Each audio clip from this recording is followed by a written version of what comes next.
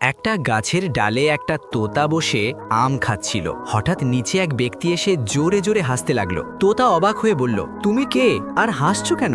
লোকটি শান্ত গলায় বলল, আমি মৃত্যুর ফেরেশতা, তোমার সময় শেষ, তোমাকে নিতে এসেছি। এ কথা শুনে তোতা ভয় কাঁপতে লাগলো। প্রাণ বাঁচাতে সে সঙ্গে সঙ্গে উড়ে গেল। উড়তে উড়তে তার চোখে পড়ল এক দরবেশ। সে গিয়ে বলল, হুজুর আমাকে বাঁচান, একজন বলছে সে আমার মৃত্যু।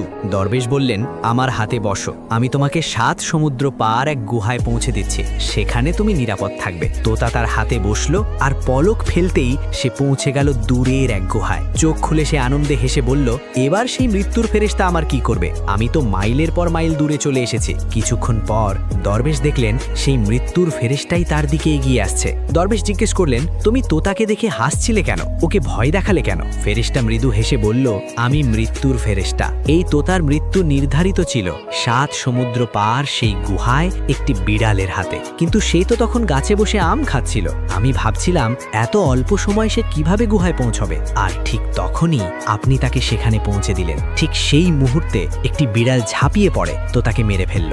দরবেশ স্তব্ধ হয়ে গেলেন। আফসোস করে বললেন, আমি তো তাকে বাঁচাতে চেয়েছিলাম, কিন্তু নিজের হাতেই তাকে মৃত্যুর দিকে পৌঁছে দিলাম। মৃত্যুর ফেরেশতা হেসে বলল, যখন মৃত্যুর সময় আসে তখন কোনো সাহায্য কাজ করে না। সে রাজা হোক বা ফকির, কেউই তা থেকে বাঁচতে পারে না।